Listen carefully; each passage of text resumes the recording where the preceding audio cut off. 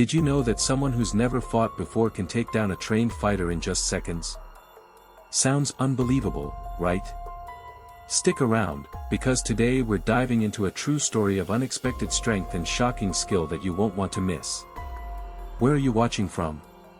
Drop a comment below, like, share, and don't forget to subscribe for more jaw-dropping stories like this one. The quiet hum of the dojo's fluorescent lights filled the air as Coach Adrian Hayes, a black belt instructor known for his arrogance, paced the floor, eyeing his students with a smug expression. His intense gaze fell on one particular newcomer, Sarah Foster, an unassuming mom who had just arrived to watch her daughters practice. The moment he spotted her, a thought crossed his mind: what better way to demonstrate my superiority? Without missing a beat, Coach Hayes approached Sarah, flashing a grin that was anything but friendly. "Why don't you join me for a friendly sparring match?" he asked, his voice dripping with sarcasm. "Just a little demonstration of what real skill looks like." Sarah, a woman who was more used to the bustle of suburban life than the intense energy of martial arts, looked at him with confusion, unsure of whether he was joking or serious. She knew nothing of the world he lived in. The world of martial arts competitions, black belts, and egos, but there was something in the way he carried himself that instantly irked her. Still, she couldn't shake the feeling that this moment, whatever it turned out to be, was something she couldn't back down from. "Sure," she replied, trying to mask the unease in her voice. She had no experience, but she wasn't going to let this smug instructor see any fear. Hayes chuckled under his breath, assuming this would be the easiest match of his life. The dojo filled with the murmurs of other students as Sarah hesitantly moved to the center of the mat. She couldn't help but feel the weight of their eyes on her, curiosity mixed with a hint of amusement. The man in front of her was known for being ruthless, but to Sarah, he was just another bully in a different form. "All right, let's keep it light," Hayes said, raising his hands in a mock show of sportsmanship, but his eyes were cold with the assumption of victory. "I'll go easy on you. You're no threat, after all." Sarah stood still, fighting the urge to laugh. This wasn't a game to her. Not anymore. The air around them seemed to grow thicker as she squared up, her stance surprisingly steady. She had never fought a day in her life, but something deep within her stirred. Something that whispered that this was no ordinary sparring match. As Hayes launched into the first move, a sharp kick aimed at Sarah's midsection, she instinctively dodged, sidestepping with unexpected grace. The sudden shift in her movement caught the room off guard. Even Hayes, who expected her to be a mere punching bag, faltered for just a moment. This wasn't how he imagined the fight would go, and for the first time, his confidence wavered. His cocky smirk faltered, but he quickly masked it with another attack, this time faster and more aggressive. Sarah's heart raced, but her instincts continued to guide her, each movement fluid and sharp. There was something about him, she thought, something that made her want to prove him wrong.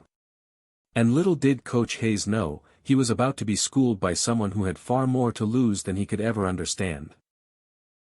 The room fell silent as Sarah evaded another blow, and for the first time, Coach Hayes wasn't sure if he was the one teaching this lesson. Sarah Foster arrived at the dojo with her mind on her daughter, Chloe. It was a typical Thursday evening, and Chloe's martial arts class was scheduled for an hour of rigorous training. As she walked through the sliding glass doors, she was greeted by the familiar hum of the dojo. Sounds of grunting, footfalls against the mat, and the soft thud of punches landing on pads. But today felt different. The usual calm atmosphere seemed charged with an intensity Sarah hadn't noticed before.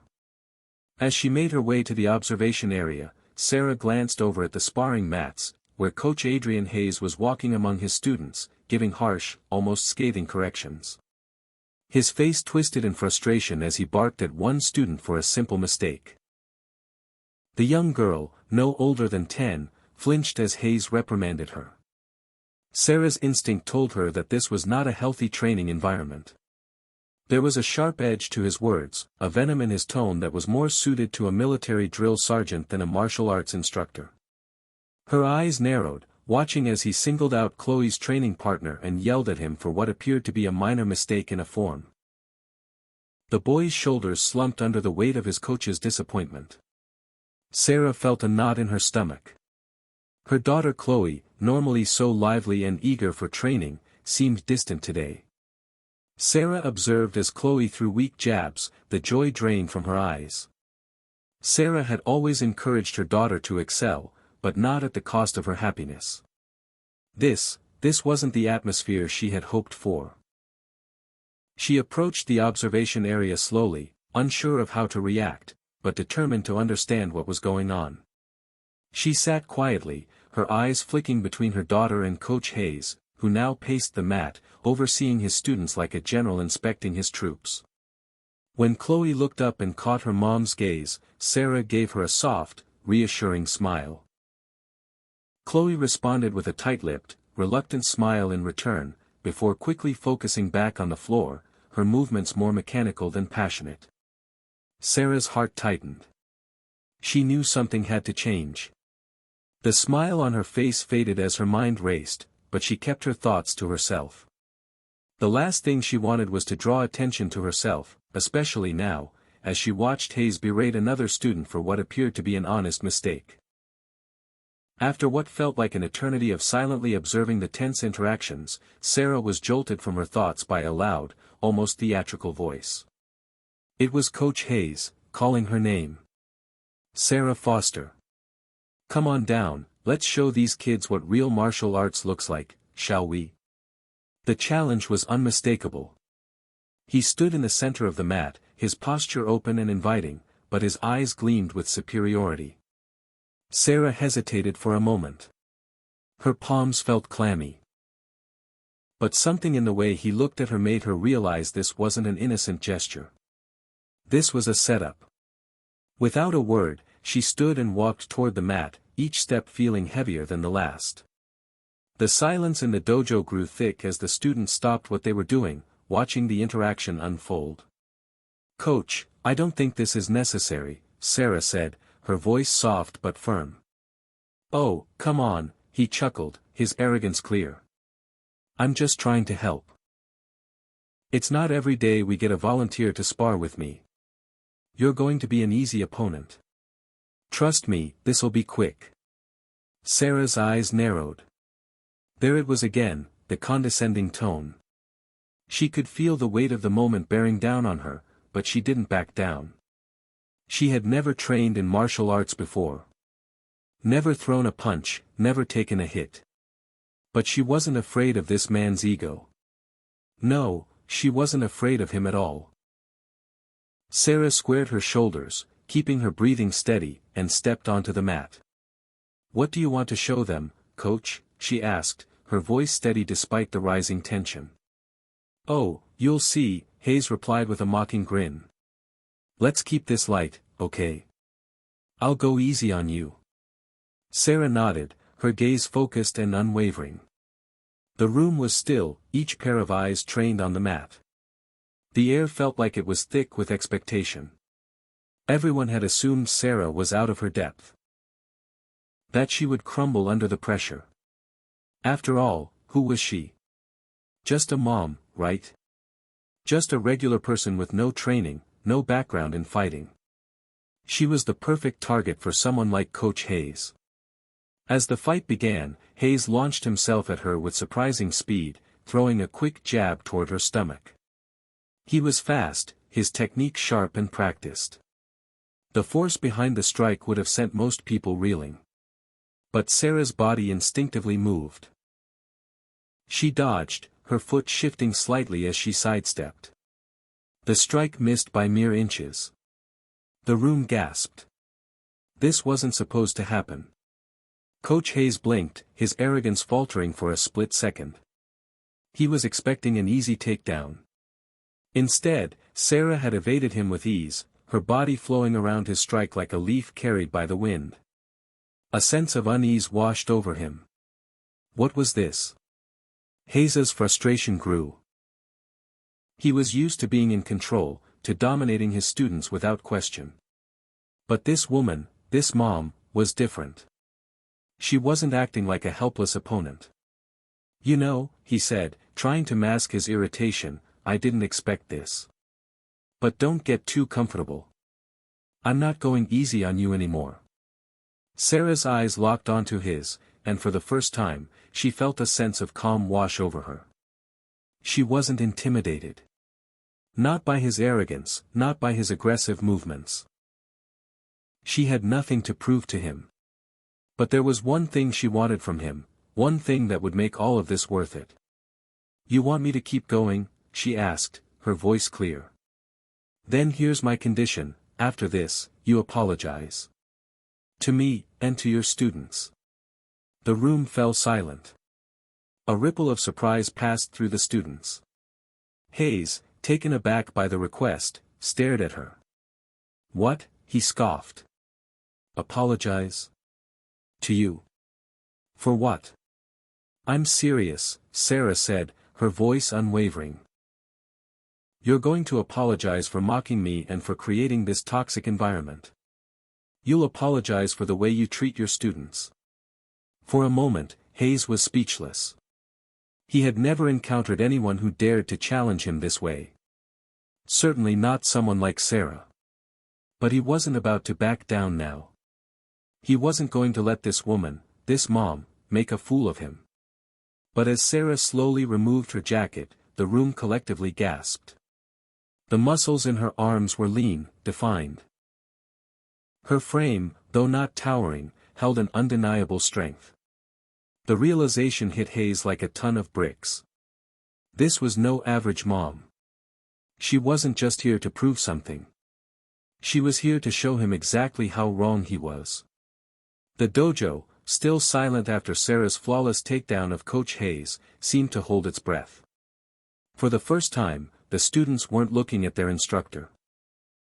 They were looking at Sarah, the mother who had just dismantled their black belt coach with a series of moves that spoke louder than words. Coach Hayes, still sprawled out on the mat, slowly sat up, his hands shaking slightly. His usual smugness, which had been his shield for so long, was gone, replaced by a quiet vulnerability.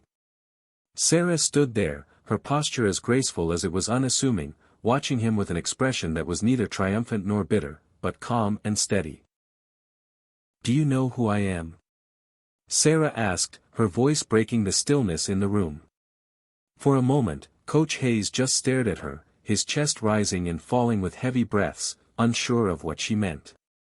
He had been so certain of his superiority, so confident that a mother like Sarah could never pose a challenge. But now, in the aftermath of the spar, he was beginning to feel something entirely unfamiliar: respect, and maybe even a hint of fear. Sarah's eyes softened, as if sensing his confusion. She walked over to him, slowly, deliberately, and reached into her jacket pocket. The room was on edge, waiting for what would come next. She pulled out a small leather folder, one that seemed out of place in the dojo, and handed it to Hayes without a word. He looked at her, puzzled. She didn't speak again, but the weight of the moment hung heavy in the air. Hesitating, he opened the folder. His eyes quickly scanned the contents, his expression flickering from confusion to shock as he read the papers. In bold letters across the top of the document were the words, "Rebecca Chen, 3-time world MMA champion." Hayes's heart skipped a beat. His fingers trembled as he flipped through the pages, each one detailing her illustrious career, her undefeated streak, her record-breaking title defenses, and the date of her retirement after a tragic accident involving her brother. As his gaze moved from one page to the next, it was as if the floor beneath him had been pulled away. He looked up at her, his mouth dry. "Rebecca Chen," he whispered. Sarah, her eyes still calm, nodded. "That's right. I'm not just Sarah Foster. I used to fight under my maiden name, Rebecca Chen. I retired after my brother passed away in an accident. Since then, I've chosen to live a quiet life, away from the spotlight." For a moment, Hayes didn't know what to say. All the assumptions he had made, about her being just a mom, crumbled in the face of the truth. He was looking at one of the most feared and respected fighters in the world, someone who had dedicated her life to perfecting her craft and achieving greatness. I had no idea, Hayes stammered, his voice barely audible. I didn't expect you to, Sarah replied simply. But it's not about what you expect. It's about what you see when you finally open your eyes. Sarah stood in front of him, waiting for him to process everything. The room around them was eerily quiet, save for the soft hum of the dojo's lights. The students, still in shock, glanced nervously at each other. None of them had expected this outcome. None of them had ever imagined that Sarah, the seemingly ordinary mother, was actually a world champion fighter. As Hayes slowly stood up, his posture stiff and uncertain, he couldn't help but feel the weight of his earlier arrogance. He had mocked Sarah, underestimated her, and in the process, had humiliated himself in front of his students. I didn't mean to disrespect you, Hayes said, his voice filled with a mix of guilt and disbelief. I thought I was just playing around, showing off for the students, but I see now that I was wrong. Sarah's expression softened, but she didn't let him off the hook so easily. It's not just about disrespecting me, coach, she said, her voice steady but firm. It's about the way you treat people. You think that because of your black belt, because of your status, you can talk down to people, push them around. But real strength isn't about tearing others down. It's about lifting them up. Her words struck him harder than any punch she had thrown. It wasn't just her fighting skills that had humbled him, it was her wisdom. Sarah wasn't angry, wasn't seeking revenge. She was speaking from a place of genuine care and concern, and it made Hayes realize just how misguided he had been. I've spent years thinking that being tough, being strong, meant showing off. But you've just shown me that real strength is knowing when to step back, when to listen, and when to show humility. Sarah nodded slightly, her expression unchanged. Exactly. And that's what you need to teach your students. Not just how to throw a punch, but when to hold back, when to be gentle with others. Because real strength comes from control, not ego.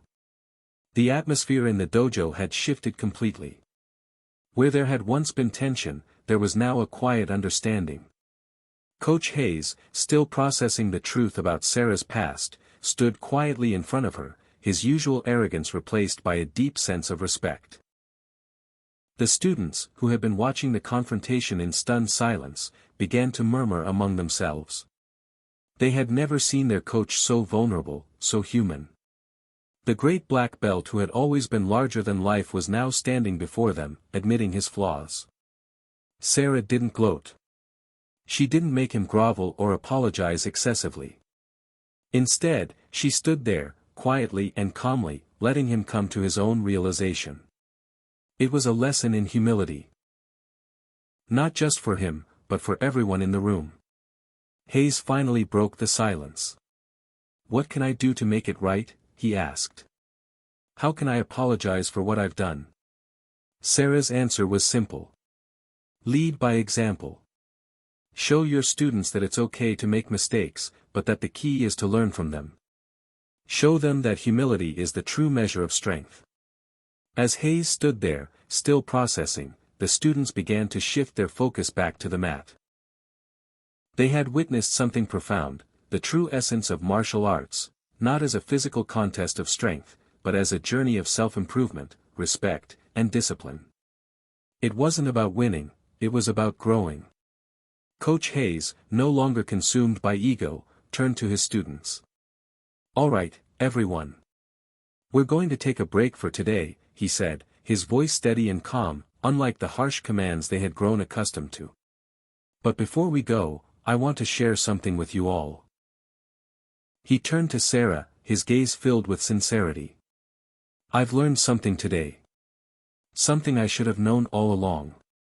The students watched in stunned silence as their coach spoke, acknowledging his faults and recognizing the true strength that came from within.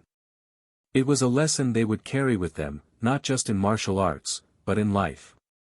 Hayes's apology wasn't just for Sarah, it was for the entire dojo. For the students who had been caught up in his arrogance, who had been taught that ego was the key to success.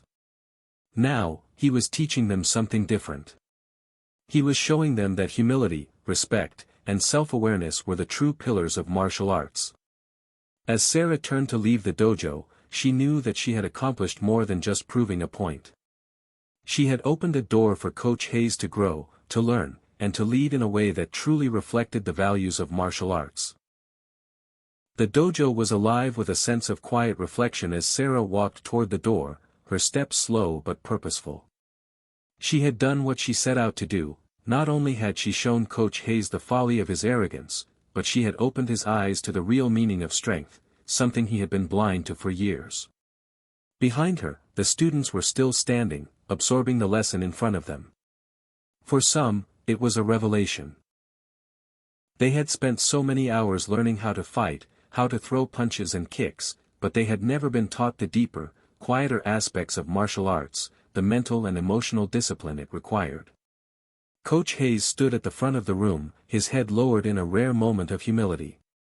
He didn't rush to speak right away, giving himself the time to fully process everything that had just happened. The intense pride that had once defined him now felt like a heavy burden. "All right, everyone," he said after a long pause, his voice soft but clear. "I know you all look up to me. I've always been the one who set the example, but today, I've learned that I have a lot to learn myself. And that's something I want to share with all of you." His eyes flicked to Sarah, who had paused at the door but hadn't yet left. "I want you all to understand that what we do here isn't just about getting better at fighting," Hayes continued, his tone more grounded than ever before. "It's about getting better as people. Every time we step on these mats, we have the opportunity to show respect, to show patience, and to learn from our mistakes. Strength is not just about physical power. It's about knowing when to step back, when to listen, and when to put ego aside." There was a collective shift in the room. The tension that had once filled the dojo had been replaced with something more profound, a sense of understanding. Sarah had come in as an outsider, a mother in a world that seemed foreign to her. But by the time she left, she had left a mark on everyone present, not just with her strength but with the way she carried herself, with her humility and grace. After Sarah had left the dojo, Coach Hayes instructed his students to gather around the mat. They sat down in a circle, and for the first time, the coach did not begin with a physical demonstration.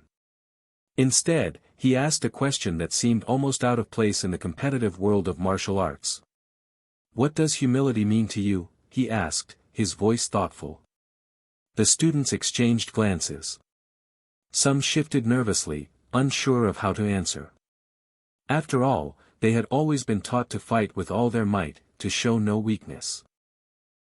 But now, as they thought about it, they realized that humility was something they had never truly considered. One by one, they shared their thoughts. Some spoke of their experiences with failure, how they had felt defeated but learned something from it. Others mentioned their teachers, how they had seen them demonstrate humility in their teaching. For the first time, it wasn't about winning or losing. It was about something much deeper, something that connected them to each other and the art they practiced. Hayes sat quietly, listening to each student. He felt a sense of pride swelling in his chest, but it wasn't the same pride he had once felt. This was a different kind of pride, the pride of seeing his students learn and grow, not just as fighters, but as people. As the class ended, Hayes made a decision that would change the way he ran his dojo forever. He would no longer teach from a place of superiority. He would teach from a place of mutual respect, understanding that every student had something to offer, and every mistake was an opportunity to grow. Later that evening, after the last of the students had left, Coach Hayes stood alone in the dojo, the lights dimmed. He was exhausted, but not in the way he had been after a tough day of training. This was different.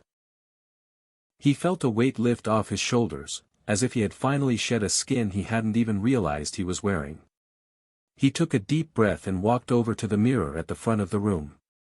He looked at his reflection, at the man who had always prided himself on being the best, the one everyone else looked up to. But now, standing there in the quiet aftermath of the day's events, he realized that his true strength had always been within him. It wasn't in his black belt or his record, but in his ability to learn, to grow, and to admit when he was wrong. "Thank you, Sarah," he murmured quietly to himself. "You've shown me a better way." The door to the dojo opened, and one of the students, a young girl named Emily, entered. She smiled shyly, as if unsure whether it was okay to speak. "Coach Hayes," she said tentatively. I just wanted to thank you for today. It was different. I feel like I understand now." Hayes smiled warmly at her. "You're welcome, Emily. Remember, we're all learning together." She nodded and left, and for a moment, Hayes just stood there in silence, letting the quiet hum of the dojo wash over him. He had learned something powerful that day, not just about martial arts, but about life. The next day, Sarah returned to the dojo, this time as a guest. She had come to watch Chloe's practice, but Hayes had asked if he could speak with her for a moment. "Sarah," he said as she entered, "I just wanted to thank you again for everything. You've changed the way I see things, and you've helped me become a better instructor. I don't think I can ever truly repay you, but I'd like to offer something. I'd like to invite you to teach here. Not as a student, but as an instructor. Your strength, your humility, it's exactly what I want to pass on to my students." Sarah was taken aback. She had never expected this kind of offer. She had come here as a mother, to support her daughter. But now, she realized, she had a bigger role to play. She paused for a moment, considering. "I don't know if I'm ready for that," she said, her voice uncertain. "I've been away from the world of martial arts for so long." "Maybe," Hayes replied with a grin, "but we could all use a lesson in humility, don't you think?" Sarah smiled softly, her heart full. "I'll think about it." As she turned to leave, she felt a sense of peace she hadn't felt in years. The weight of the past, the loss of her brother, the pain of retiring from the sport she loved, was still there, but it no longer defined her. She had come to terms with it. And now, in this new chapter of her life, she was ready to teach. To show others that strength came in many forms, but the greatest strength of all was the ability to be humble. And with that, Sarah Foster, the mother, the former world champion, and now, potentially, the teacher, walked out of the dojo, ready for whatever came next. The following weeks at the dojo felt different. Coach Hayes had embraced the lessons Sarah had shown him, and with each passing class, his demeanor shifted. He no longer carried the same arrogance he once did. Now, he was more patient, more thoughtful in his approach, and his students began to notice. The harsh corrections that used to dominate his teaching style were replaced with encouragement, praise, and constructive feedback. Sarah, too, had begun to adjust to the idea of teaching. She started small, simply observing the classes, offering advice when it was asked for, and subtly guiding the students through the more challenging techniques. It was a slow process, she hadn't taught in years, and the memories of her competitive days in MMA were still raw. But she knew that this was her new path, one that would allow her to continue her brother's legacy, as well as make an impact on these young fighters' lives. One evening after class, Coach Hayes approached her again. "Sarah," he said, his voice low but full of respect, "I've been thinking about what you said. You really could help the kids here. You don't just know how to fight, you know how to teach." Sarah shook her head. "I'm not sure. I've been away for too long. And it's hard to move on from something that was such a big part of my life. I'm still figuring it out." Coach Hayes smiled, a soft and genuine smile. "You don't have to figure it all out today. Just think about it. I'm not asking you to take over the entire dojo.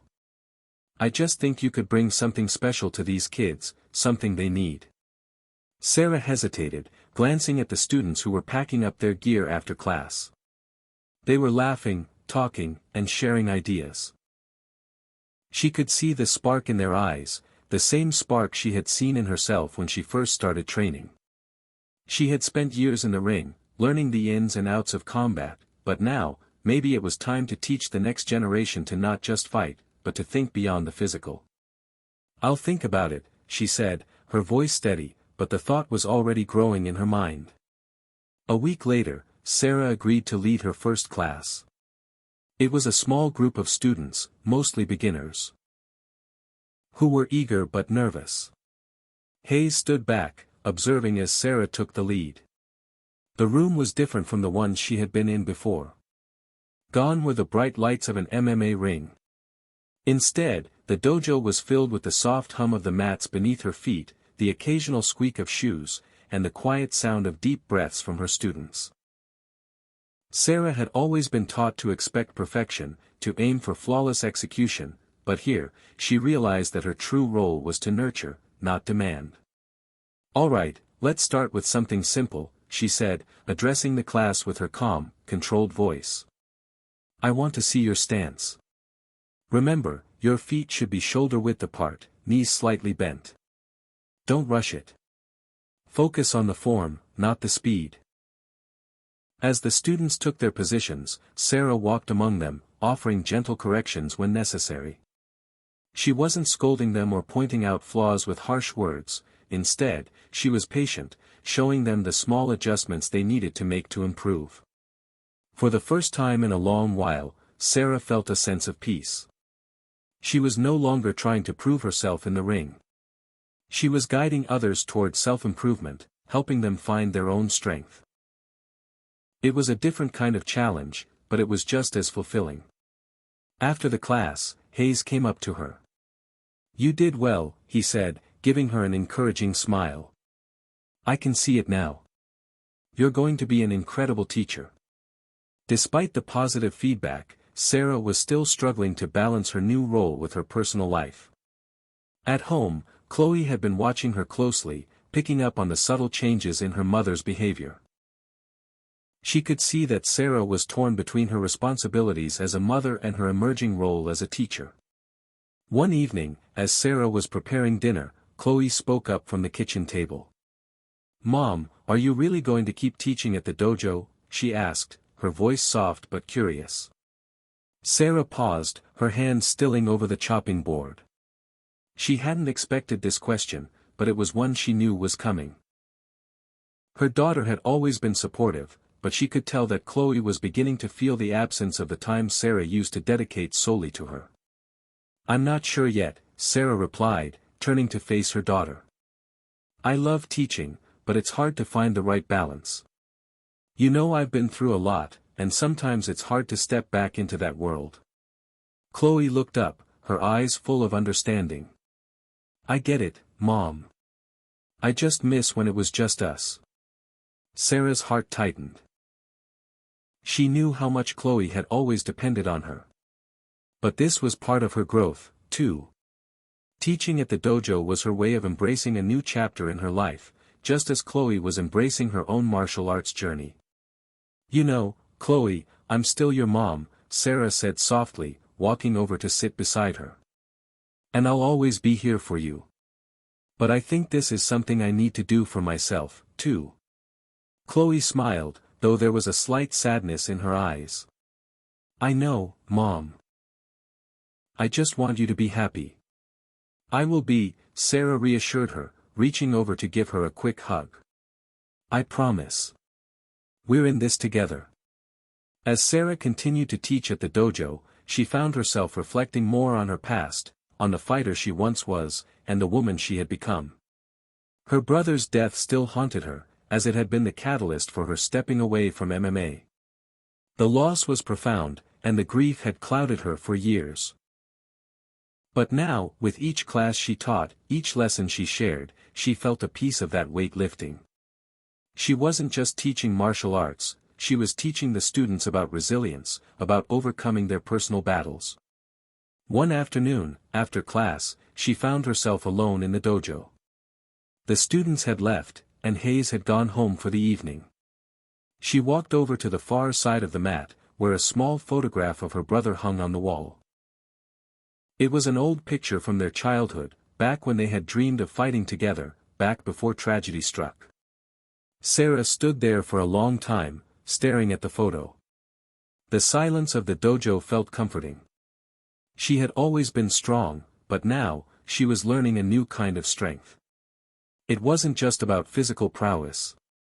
It was about the ability to heal, to move forward, and to help others do the same. Her brother would always be a part of her, and in a way, he was still guiding her through this journey, guiding her to teach, to be the person she was meant to become. As Sarah walked out of the dojo that evening, she couldn't help but feel a sense of pride. Her path was clearer now. She had found her place, not just as a mother, but as a mentor, a teacher, and someone who could still inspire change. Hayes, who had once been so full of ego and pride, was now the one seeking her advice. Together, they had transformed the dojo into something more than just a place to train. It was a place of growth, of humility, and of understanding. And for the first time in years, Sarah felt at peace with herself. The past was still there, but it no longer defined her. She had learned to embrace it, to grow from it, and to help others do the same. As she closed the door behind her, Sarah knew one thing for certain: this was only the beginning.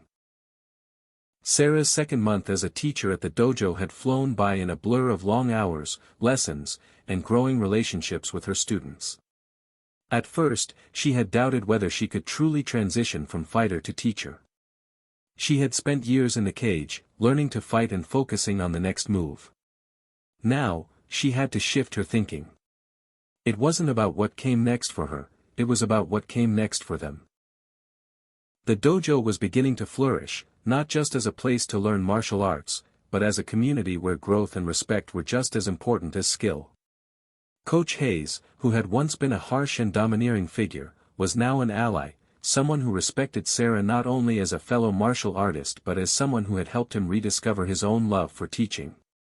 But the path ahead was not without its challenges. One evening, Sarah stood before the class, looking at the students she had been guiding over the last few weeks. They had made impressive progress, but there was one student in particular, Jake. Jake was talented, fast, and strong, but he had a tendency to disregard the lessons of humility and patience that Sarah was trying to instill. His ego, much like Hayes had once been, was growing bigger with every compliment he received.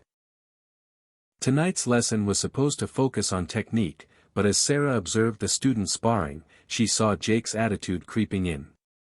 He was showing off, overcompensating with flashy moves, ignoring the fundamentals.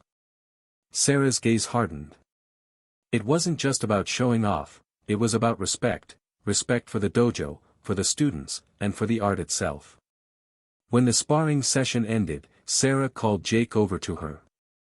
He walked up to her with a cocky grin on his face, his chest puffed out. "Great job out there, Jake," Sarah said, her voice calm but firm. "But I noticed something. You're rushing through your techniques. You're not focusing on your form.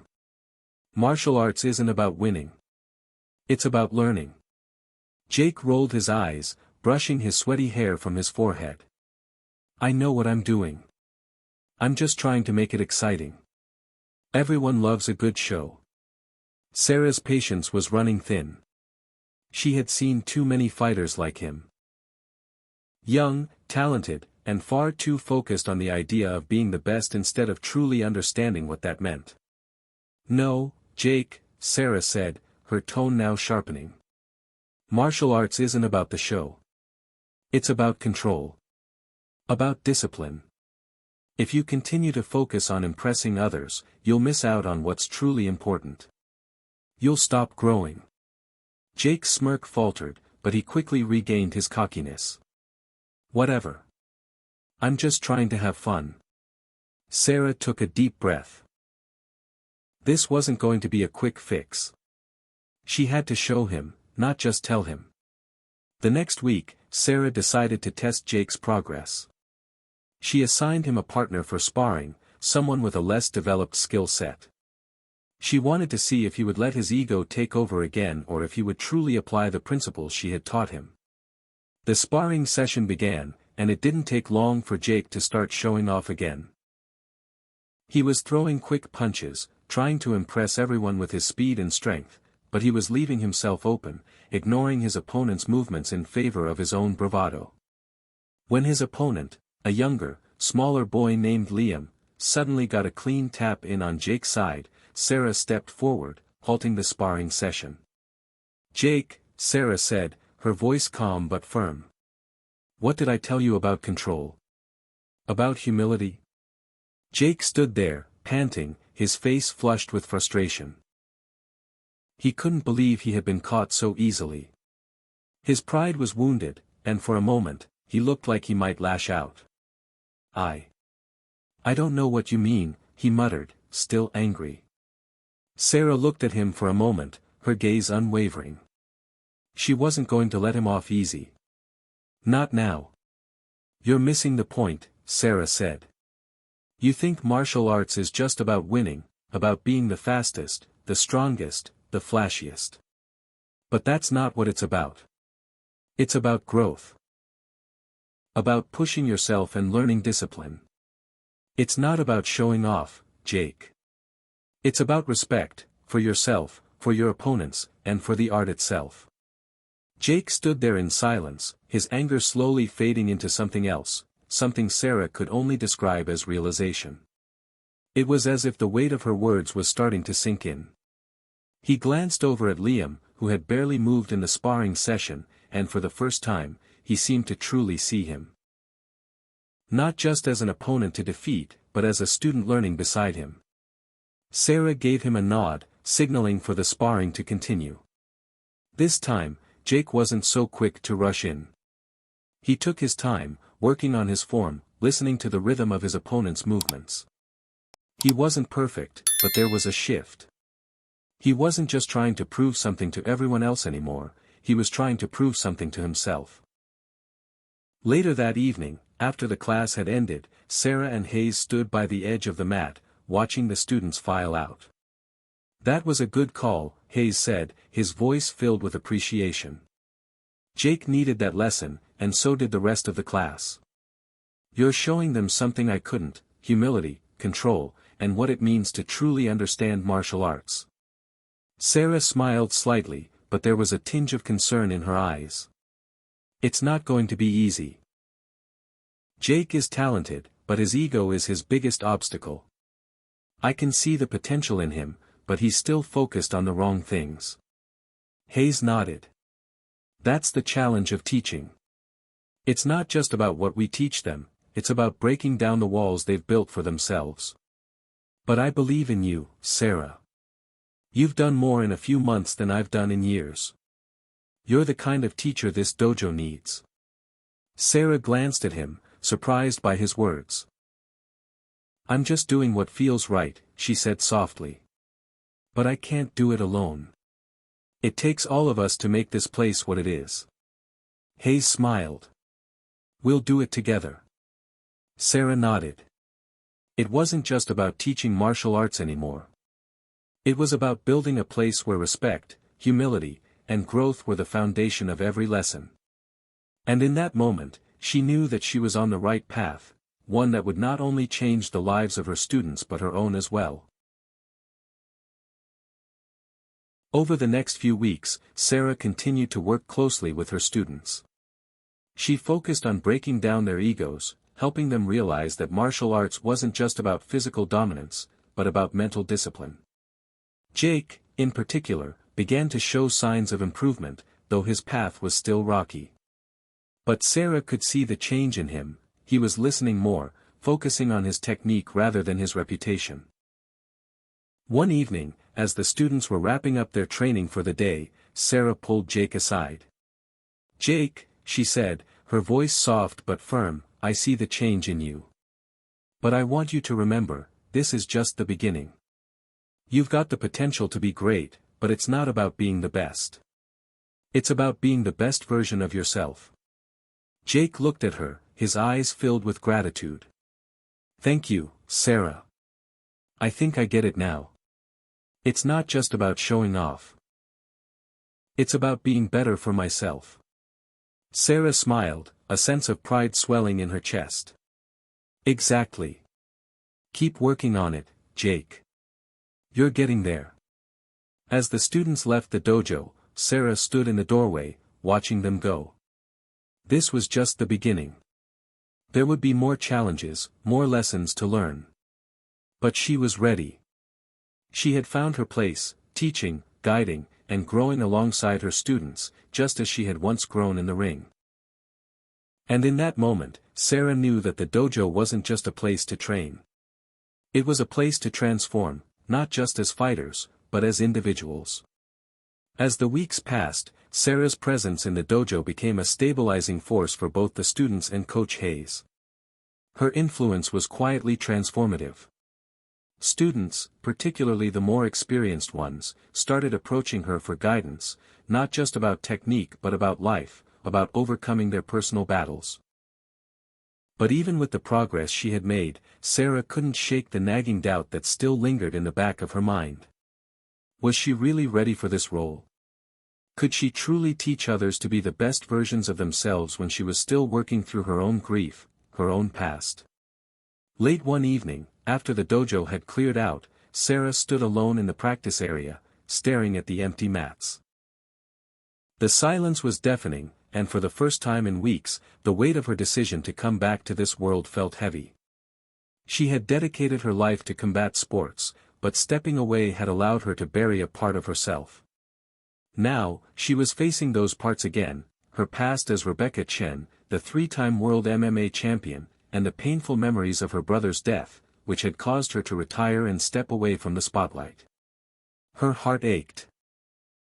Her brother's passing still hurt like a fresh wound. The pain of losing him had been so overwhelming that she had buried her fighter's spirit, believing she had to leave it behind to heal. But now, as a teacher, she was confronted with those very emotions again. "I can't keep running from this," Sarah muttered to herself, her voice low. "I'm not just teaching martial arts. I'm teaching them about life. I have to face my own life, too." Just then, the dojo door opened with a creak, and Coach Hayes stepped inside. He had been observing the students as they left, but when he saw Sarah alone, he walked over, sensing her internal struggle. "You okay?" Hayes asked softly, his voice calm, without judgment. Sarah turned to face him, managing a small smile. "I'm fine. Just thinking, I guess." Hayes nodded, not pressing her further, but instead, taking a seat on the floor nearby. He had been a different man since Sarah had arrived, more humble, more present. He knew the weight she carried, he'd seen it in her eyes the first day she stepped onto the mat, but he also saw something else, strength. Not the kind that came from showing off or from proving a point, but the kind that came from resilience. "You know," Hayes said after a beat, "you've already made an impact here. The students respect you. I respect you. And I think you've earned that respect, not just because of your past, but because of what you're doing now. They look up to you, Sarah. You're helping them be better people. That's what teaching is about, right?" Sarah's eyes softened, and for the first time in days, she felt a weight lift from her chest. The doubts that had been clouding her thoughts seemed a little less heavy. Hayes was right, she wasn't just a fighter anymore. She was someone who could change lives, someone who had the power to help others learn and grow. "Thanks, Hayes," she said, her voice thick with emotion. "I'm still figuring it out, but I'm getting there. One day at a time." The next day, Sarah's lesson was different from the others. Instead of focusing solely on technique, she chose to teach her students something that transcended physicality, something that would challenge them mentally and emotionally. "Today," she began, standing in front of her class, "we're going to work on something other than fighting. We're going to focus on what happens when you're pushed to your limit. When the fight is no longer physical, but mental.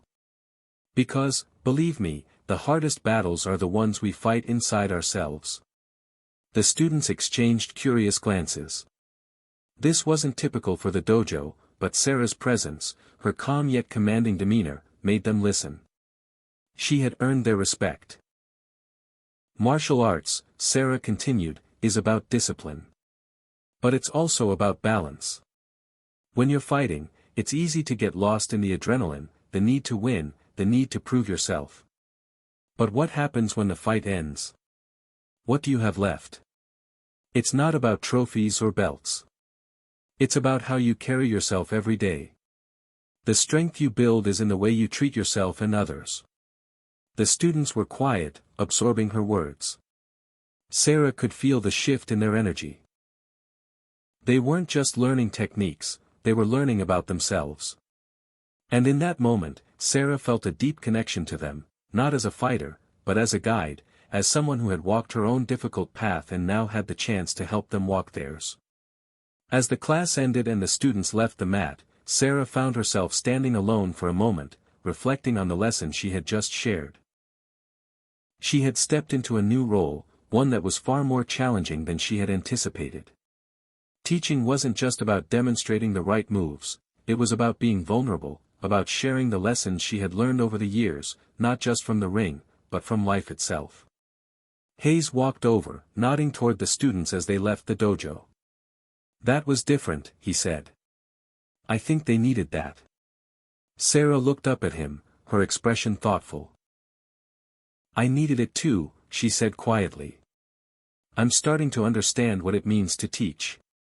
To really teach, not just fight." Hayes smiled. "You've been teaching them more than technique. You've been teaching them what it means to live with integrity. To be strong not just in body, but in mind and heart." For a brief moment, they stood in silence, the weight of their shared understanding hanging in the air. There was no rush, no need for more words. They had both come a long way, but the journey wasn't over. They still had lessons to learn, both from each other and from the students they were guiding. 54:00, 56:00, a test of leadership. The students struggled. As Sarah continued her lessons, she began to notice subtle changes in the dojo. The students were beginning to adopt a new mindset. They weren't just fighting harder, they were fighting smarter. They were listening more, respecting one another's progress, and showing humility in their practice. However, one student remained a challenge, Jake. Despite his initial improvement, he struggled with consistency. His ego would rear its ugly head, and he would slip back into old habits. He would rush through movements, show off during sparring sessions, and occasionally disrespect his training partners. Sarah knew she needed to address this behavior head-on. One evening, after class, she pulled Jake aside. "You've made progress," she said, her voice calm but stern. "But you're still not getting it. You can't rush through this. You can't rush through life like you're rushing through a sparring match." Jake looked at her, his face flushed with embarrassment. "I know, I don't want to fall behind. I want to be the best." Sarah's expression softened, but she didn't let him off the hook. "It's not about being the best, Jake. It's about being the best version of yourself. You need to understand that true strength comes from the ability to be patient, to trust the process." Jake looked away, clearly frustrated, but Sarah could see the gears turning in his head. He wasn't there yet, but he was listening. And that, in itself, was progress. In the following weeks, Jake's attitude began to shift. Slowly but surely, he started to focus more on his form, on his discipline, and on the principles Sarah had taught him. He no longer rushed through his movements, and during sparring sessions, he showed more respect for his opponents, focusing on the technique rather than just the win. It wasn't perfect, he still had moments of doubt and frustration, but he was on the right path. One evening, after a particularly tough sparring session, Jake approached Sarah. "Thanks," he said, his voice low but sincere. "I think I'm starting to get it." Sarah smiled, a quiet sense of pride swelling in her chest. "You're doing the work, Jake. Keep it up." As Jake left the dojo that evening, Sarah stood by the door, watching him go. The students were growing, not just in strength but in character. They were learning what it meant to be humble, to be patient, to be respectful. And as she looked around the dojo, she realized that she was part of something bigger than herself. This was more than just a place to train.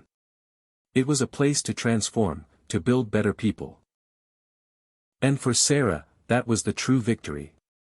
Sarah stood at the front of the dojo the next evening, watching the students practice their forms and techniques.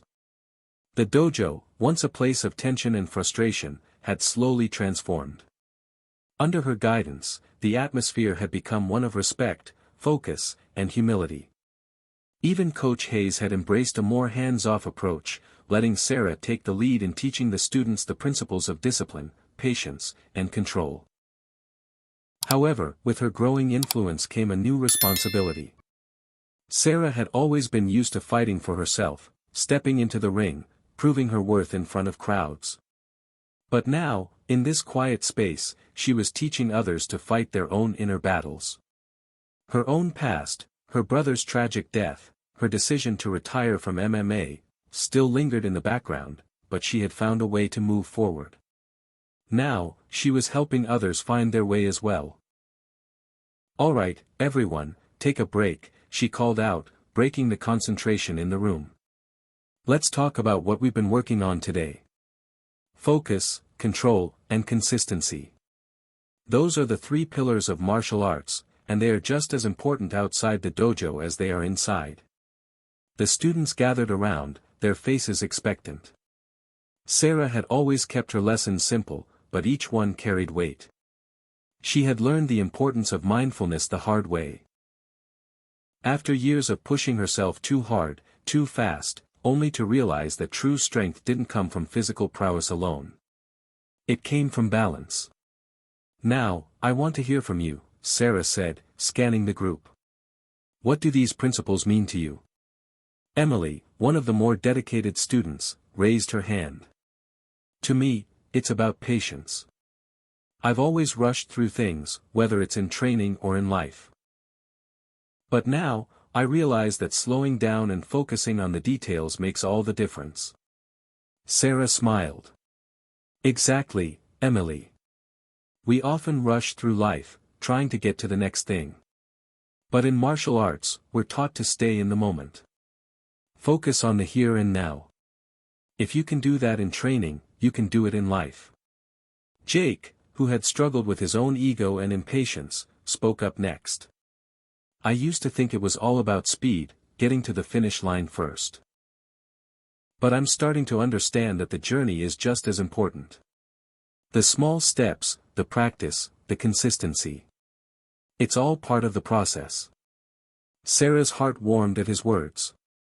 Jake had come a long way from the cocky, arrogant student he had been when she first arrived at the dojo. His growth was slow, but it was real. And that was enough. "That's right, Jake," she said, her voice softening. "The journey never ends. And as long as we keep learning, we keep growing." After class, as the students left the dojo, Sarah lingered. The evening had been filled with progress, both in terms of technique and personal development, but something still gnawed at her. The doubt she had felt earlier was creeping back. It wasn't about her teaching, it was about her. Could she really balance this new life with everything else? Could she continue to teach, to guide, without letting her past interfere? She walked to the far end of the dojo, where a quiet, framed photo of her brother hung on the wall. The image was simple, showing him at the height of his own athletic career, before the accident that took him from her. The pain she had tried so hard to bury resurfaced, a wave of grief that never seemed to fully dissipate. Sarah leaned against the wall, letting out a deep breath. She had moved on in so many ways, but there were still moments when the loss felt unbearable. As if on cue, her phone buzzed in her pocket. She pulled it out, expecting to see a message from her daughter, Chloe, but it wasn't her. It was a reminder, a notification about an MMA competition. The same type of event Sarah had once dominated, the same kind of event that had cost her so much. She stared at the screen for a moment, a chill running through her. A part of her still missed the adrenaline, the rush of stepping into the ring. But she knew that part of her life was behind her. She had chosen this path. She had chosen to teach. To pass on the lessons she had learned, not just in the ring, but in life. But as she thought about the competition, the temptation to return, to step back into the world of fame and fighting, began to stir. "You're stronger than this," she whispered to herself, her voice almost a plea. "You're stronger now." Later that evening, Sarah sat at home, her mind still churning. She had always relied on herself, had always fought for everything she achieved. But now, as she found herself on this new path, she realized she couldn't do it alone. She needed support. She pulled up her contacts and hesitated before dialing. It had been months since she had last spoken to him, but now, more than ever, she needed to hear his voice. The phone rang once, twice, and then he picked up. "Sarah?" The voice on the other end was familiar, but it was laced with years of unspoken tension. "Hey, Luke," Sarah said softly. I need to talk." There was a long pause before Luke spoke again. "What's going on?" "I'm doing okay. I mean, I'm teaching at the dojo now, helping the kids, but I'm struggling, Luke. I thought I was ready for this. But sometimes, I don't know if I made the right choice. I keep thinking about the ring, about everything I left behind. And then there's the guilt, the feeling that I'm not doing enough for Chloe, that I'm not doing enough for myself." Luke's voice softened, though Sarah could tell he was still guarded. "You've been through a lot, Sarah. You're allowed to feel conflicted. But just because you walked away from fighting doesn't mean you can't still be strong. You're doing something important now. You're making a difference in people's lives. And Chloe, she sees that." "I know," Sarah replied, her voice breaking slightly. "But it's not easy. I just keep wondering if I've lost something. If I've lost myself." "Sarah, you haven't lost anything. You found a new way to be strong. Don't forget that." The words, simple as they were, brought Sarah a sense of peace she hadn't realized she needed. She had been so focused on what she had left behind that she had forgotten to appreciate what she was building now. "Thanks, Luke," she said, a tear slipping down her cheek. "I needed that." The following day, Sarah stood in front of her class again, but this time she was different. The doubt she had felt the night before was gone. She had made peace with her past, and she was ready to embrace her future fully. Today's lesson was one of strength, not just the physical kind, but the mental and emotional resilience that made someone a true martial artist. "Today, we're going to work on balance," Sarah began, her voice clear and confident. "Not just on the mats, but in our lives. Life isn't just about the punches we throw or the kicks we land. It's about how we handle what life throws at us. When things get tough, when we're uncertain, that's when we need to rely on our inner strength." She watched as the students listened carefully, absorbing every word. They were starting to understand her message. Not just as a teacher, but as someone who had lived it. "Remember," Sarah continued, "the true power of martial arts is the power to stay grounded. It's knowing when to fight, and when to step back. And most importantly, it's knowing how to rise again when life knocks you down." Jake, standing at the front of the room, looked at Sarah with new respect. His journey had not been easy, but now, there was a quiet confidence in him, one that came from understanding the deeper lessons of the art. He nodded to Sarah, a silent acknowledgement of how far he had come under her guidance. As Sarah continued her lesson, she realized something she hadn't fully understood before: her journey had come full circle. She had stepped away from the fighting world, not because she was weaker, but because she had learned the greatest lesson of all: true strength was in helping others find their own path. As Sarah's role in the dojo continued to solidify, she began to notice something she hadn't anticipated: the pressure of being a leader.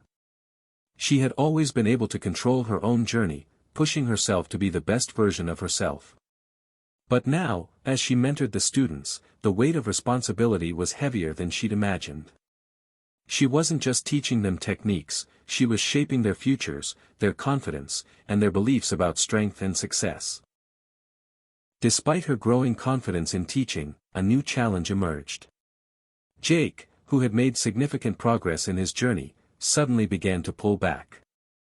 His sessions became lackluster, and his focus wavered. He wasn't showing the same enthusiasm that had once been so evident. Sarah had noticed this shift a week ago, but she hadn't addressed it yet. She wanted to give him space, not push too hard, but now, it was time to have a conversation. She caught him as he was leaving the dojo, his head down, his hands stuffed in his hoodie pockets. She gently called out to him. "Jake," Sarah said, her tone steady yet firm. "Can I talk to you for a minute?" Jake turned, looking a little surprised but not resistant. "Yeah, sure," he muttered. Sarah motioned for him to walk with her toward the side of the dojo, away from the hustle and bustle of the class. The sounds of the students practicing slowly faded as they walked into the quiet hallway. "I've noticed you've been a little off lately," Sarah said, her voice gentle but laced with concern. "Is everything all right?" Jake hesitated, his eyes shifting as if he was wrestling with something internally. Finally, he spoke, his voice almost a whisper. "I don't know if I'm cut out for this anymore, Sarah," Jake confessed. "I've been trying, but I feel like I've hit a wall. I'm not improving like I thought I would. Maybe I'm just not good enough." Sarah stopped walking, her heart tightening at his words. She had seen this kind of doubt before, her own moments of self-doubt had mirrored his. The difference was that she had a choice now, a choice to help him through this, just as she had learned to push through her own battles. She placed a hand on his shoulder, making him look up at her. "Jake," she said softly, "what you're feeling right now is normal. It's a part of the process. Everyone hits walls. But those walls aren't there to stop you, they're there to teach you something about yourself. To help you grow. You're not going to get better by forcing it. You have to learn to be patient with yourself." Jake's eyes flickered with uncertainty. "But what if I don't get better?" "That's not what this is about," Sarah replied. "It's about the journey, not just the destination. You're already making progress. Don't focus on the end result. Focus on what you're learning every day, no matter how small it seems." Jake seemed to absorb her words, the walls of frustration in his face starting to fade just a little. "I guess I never really thought about it that way. I've always been obsessed with being the best, but I see now that it's not about that." Sarah smiled, proud of the shift she saw in him. "Exactly. It's about finding your own path, your own pace, and your own strength. And I'm here to help you, whenever you need it." Jake nodded, his posture loosening as if a weight had been lifted. "Thanks, Sarah. I needed to hear that." Sarah gave him a final encouraging nod. "Remember, Jake, we're all learning here. And as long as you're trying, you're on the right path." The next day, Sarah led her students in a new lesson, one that built upon the concept of resilience she had discussed with Jake. This lesson wasn't about punches, kicks, or perfect forms. It was about the mental strength required to continue when the journey got tough. "Today, we're going to work on something we often forget, resilience," Sarah began, her voice strong, but calm. "Resilience isn't just about being able to keep fighting physically. It's about being able to get back up when you've been knocked down, to keep moving forward when you feel like giving up." She had the students practice various drills that forced them to make mistakes, to fail, and then to pick themselves back up. In one exercise, they had to dodge incoming punches, but they were blindfolded. They had to trust their instincts and feel their way through the moves. For each student, there was a moment where they missed a dodge, where they were hit. They had to stand back up, shake off the mistake, and keep going. Jake, who had been struggling with his own self-doubt, was initially hesitant to participate fully. He hesitated, wiping sweat from his forehead, watching as the others went through the drill. But then, Sarah stepped beside him. "You've got this, Jake," she encouraged, her voice steady. "Just keep moving. Trust yourself." With a deep breath, Jake stepped into the drill, blindfolded. At first, he stumbled, missing the timing. He was hit, knocked off balance, but instead of giving up, he quickly regained his stance, his eyes filled with determination. With each dodge, his confidence grew. Slowly, he began to trust his body again, moving with more fluidity and control. By the end of the exercise, Jake was no longer focusing on his failures. Instead, he was focused on the process, on getting up, learning from the mistakes, and moving forward. When the drill ended, Sarah walked over to him, a smile tugging at her lips. "See? You didn't give up. That's resilience." Jake, breathless but satisfied, smiled back at her. "Thanks, Sarah. I think I'm finally starting to get it." As the days passed, Jake continued to make progress. His improvements were slow but steady, and Sarah noticed a significant change in him. He was no longer rushing through his moves, no longer seeking the approval of others. Instead, he was focused on his own journey, his own growth. The dojo's atmosphere also began to change. The students, inspired by Sarah's leadership, began to support each other in new ways. They no longer saw martial arts as a competition between each other, but as a community effort. There was a growing sense of unity, and it wasn't just about physical skill, it was about emotional strength, about lifting each other up. One evening, after class, Sarah and Coach Hayes shared a quiet moment in the dojo. The students had left, their laughter and energy still lingering in the air. Hayes, who had once been the sole authority in the dojo, now stood beside Sarah, watching the students walk out with a sense of pride and respect. "You've done it, Sarah," Hayes said, his voice filled with genuine admiration.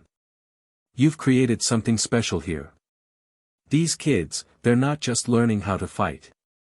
They're learning how to live. How to face challenges, how to bounce back. You've turned this dojo into a place of growth, not just physical strength." Sarah smiled, the weight of his words filling her with pride. She hadn't set out to change everything, but in some way, she had. She had changed the way the students viewed strength, success, and failure.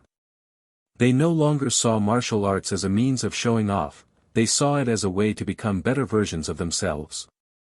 "I've only just begun," Sarah said softly, her voice steady with purpose. "There's still so much to teach, so much to learn.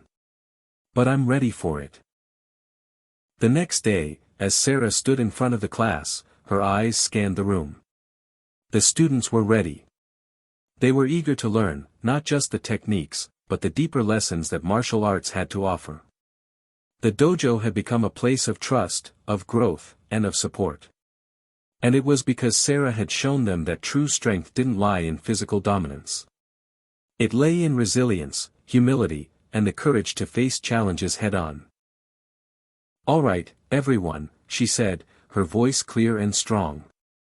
"Let's finish today's lesson with one final thought: strength doesn't come from the victories we claim. It comes from how we handle our defeats. It comes from the ability to get back up, to learn from our mistakes, and to keep moving forward." As she spoke, Sarah realized something profound. She had found her own strength, not in the ring, but in the dojo. And in teaching her students, she was teaching herself, too. The future was uncertain, but Sarah knew one thing for sure: this was where she belonged. As the weeks turned into months, Sarah's role in the dojo solidified. Her students had grown under her guidance, developing not only physically but mentally and emotionally.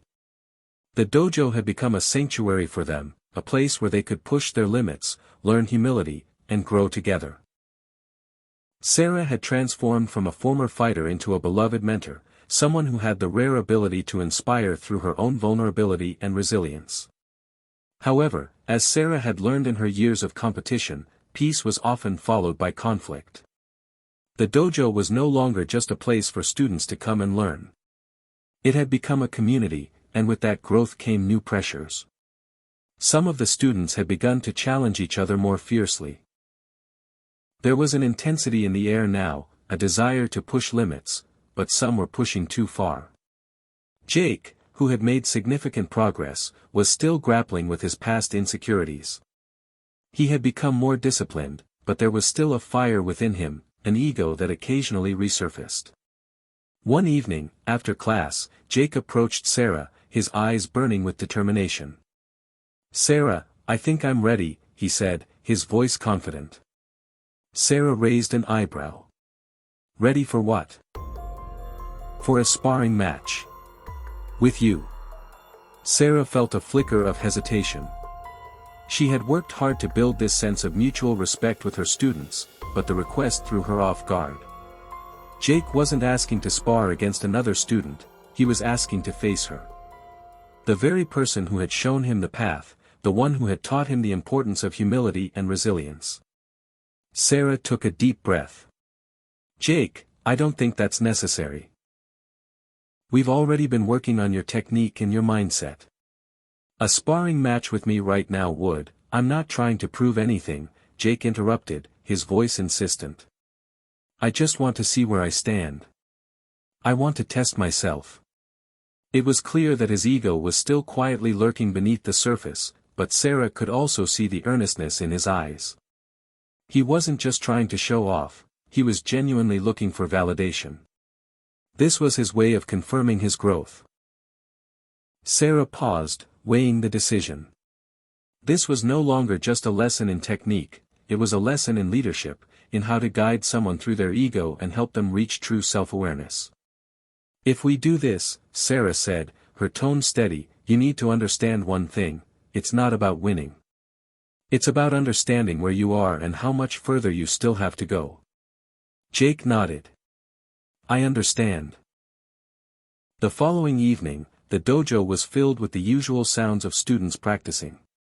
Sarah had told the class that she would be sparring with Jake, but she had made it clear that this wasn't going to be just another fight.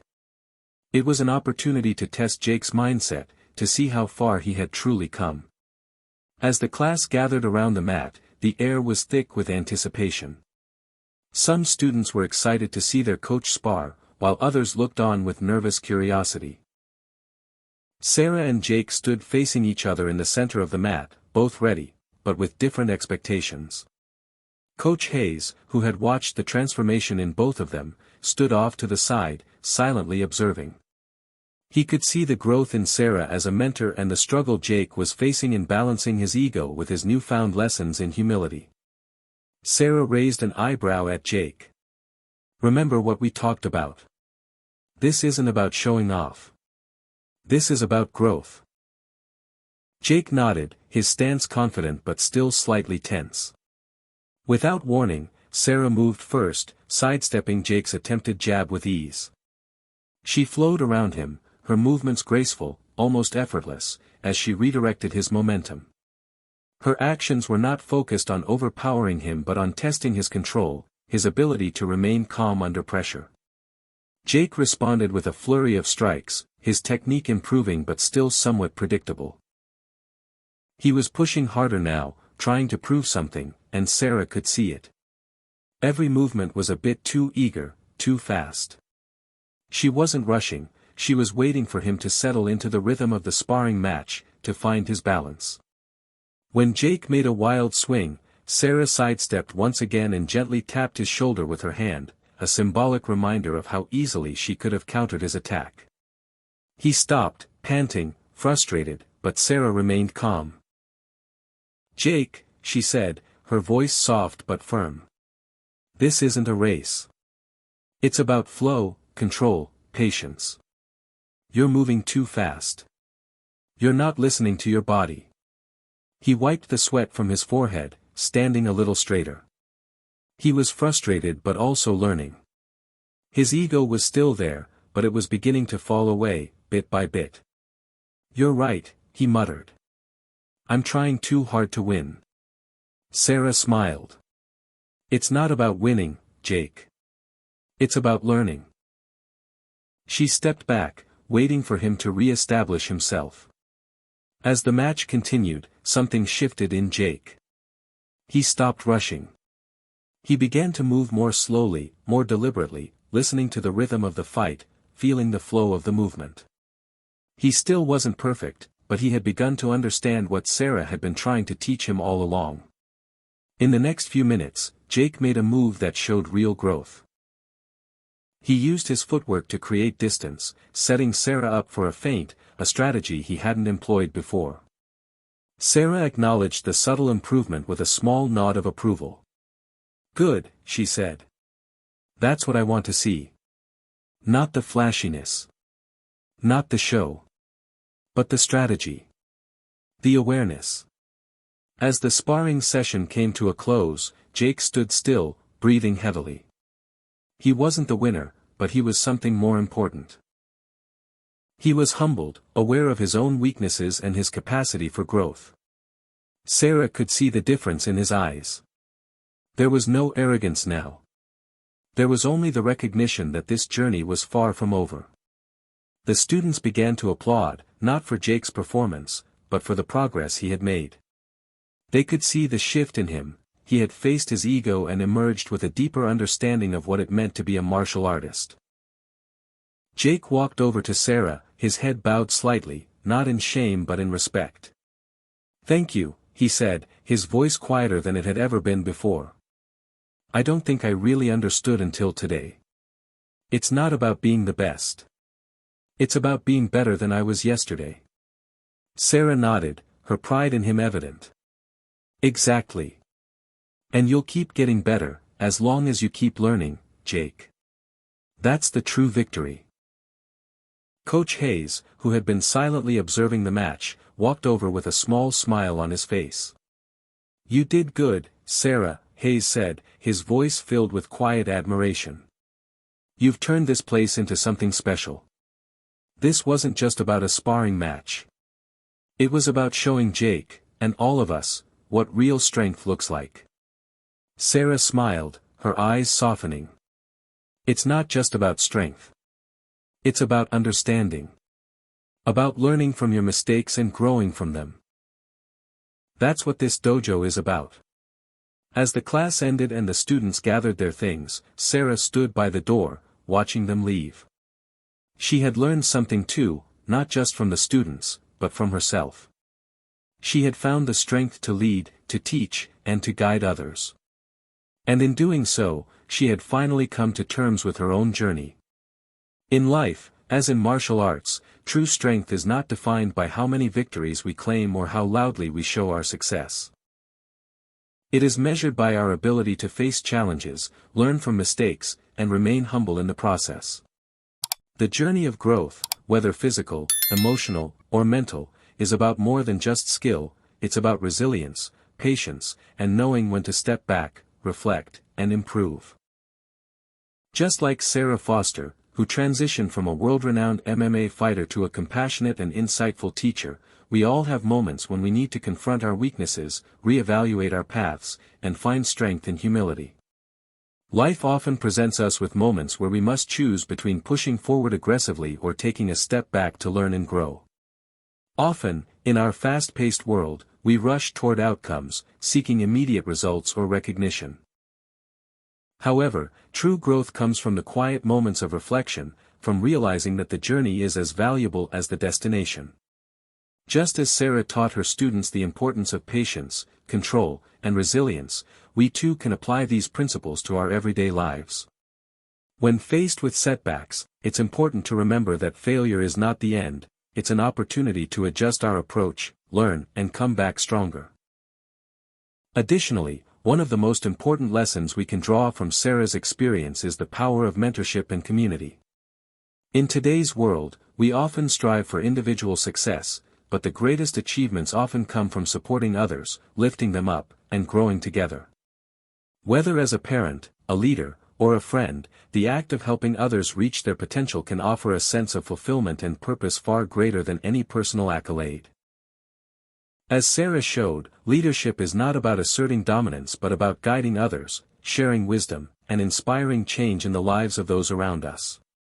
Ultimately, the most important takeaway from Sarah's story is that personal strength is not measured by how much we can control or dominate, but by how much we can give, teach, and humble ourselves to learn from others.